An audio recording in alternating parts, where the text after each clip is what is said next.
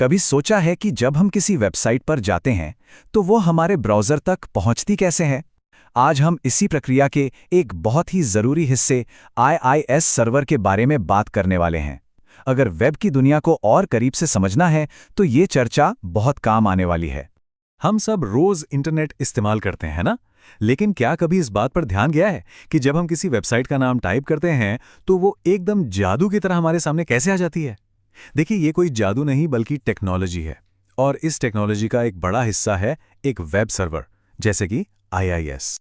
ठीक है, तो चलिए उस जादू के पीछे की टेक्नोलॉजी को समझते हैं और सबसे पहले ये जानते हैं कि आखिर ये आईएसएस है क्या और इसका इस्तेमाल होता कहाँ है। तो आईआईएस का पूरा नाम है इंटरनेट इंफॉर्मेशन सर्विसेज। इसे ना एक रेस्टोरेंट का किचन समझिए। जैसे किचन में खाना बनता है और फिर हमें परोसा जाता है, बिल्कुल वैसे ही आईआईएस वेबसाइटों और एप्लीकेशंस को तैयार करके हमारे ब्राउज़र तक पहुंचाता है। और हाँ, ये किचन खास तौर पर माइक्रोसॉफ्ट के विंडोज़ ऑपरेटिंग सिस्टम पर ही चलता है। तो ये आईआईएस सर्वर असल में करता क्या है? सबसे पहला काम, ये वेबसाइटों को एक घर देता है, मतलब होस्ट करता है, जहां से कोई भी उन्हें देख सकता है। दूसरा, ये एप्लीकेशंस के बीच बातचीत कराता है, जिसे हम एपीआईज कहते हैं।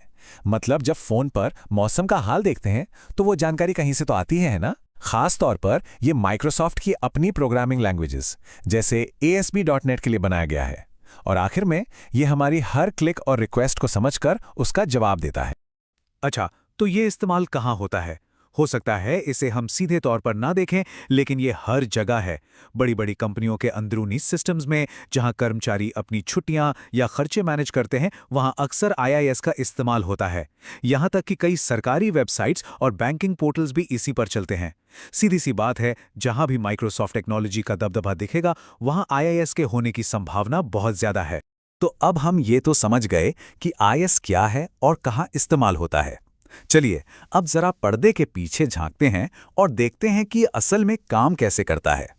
किसी भी वेब रिक्वेस्ट की कहानी कुछ ऐसे चलती है। सबसे पहले कोई यूजर अपने ब्राउज़र में एक URL टाइप करता है। ये रिक्वेस्ट इंटरनेट से होते हुए सीधी आईएस सर्वर तक पहुंचती है। आईएस उस रिक्वेस्ट को पकड़ता है और उसे प्रोसेस करना शुरू करता है। फिर वो उस वेबसाइट के कोड को चलाता है।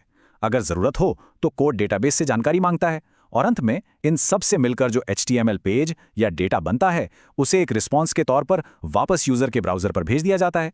बस, और पेज लोड हो जाता है। इस पूरी प्रक्रिया के पीछे का जो असली हीरो है वो है वर्कर प्रोसेस। इसे किचन के मेन शेफ की तरह समझिए।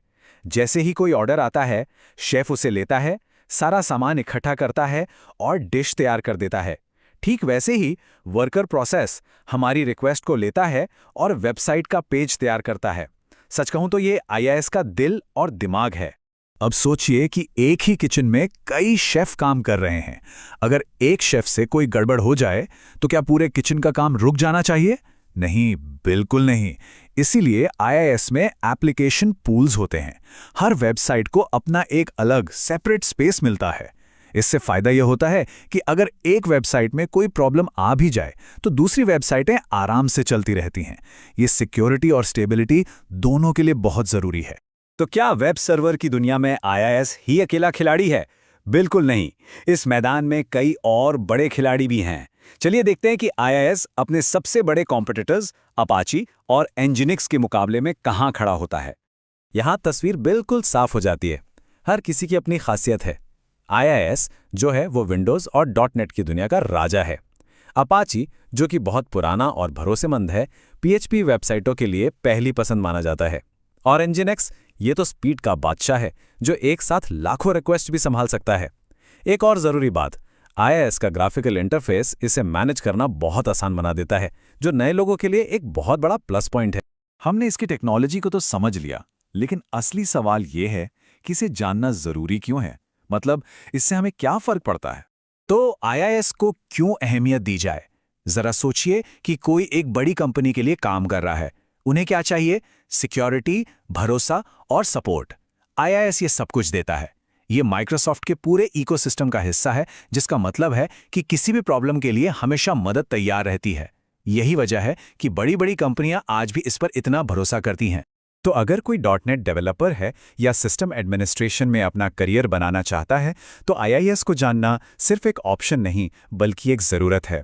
ये एक ऐसा स्किल है जो किसी के भी रिज्यूमे को मजबूत बना सकता है और मार्केट में एक बढ़त दिला सकता है। और आखिर में एक बड़ा सवाल छोड़कर जा रहा हूं। आज जब सब कुछ क्लाउड पर जा रहा है, तो क्या आईएएस का समय खत्म हो गया है? क्या माइक्रोसॉफ्ट का अपना अज़ूर क्लाउड इसे पूरी तरह से रिप्लेस कर देगा, या फिर ये एक नए रूप में हमारे साथ बना रहेगा? इसका जवाब तो खैर भविष्य ही देगा, लेकिन इस पर सोचने में मजा जरूर आएगा।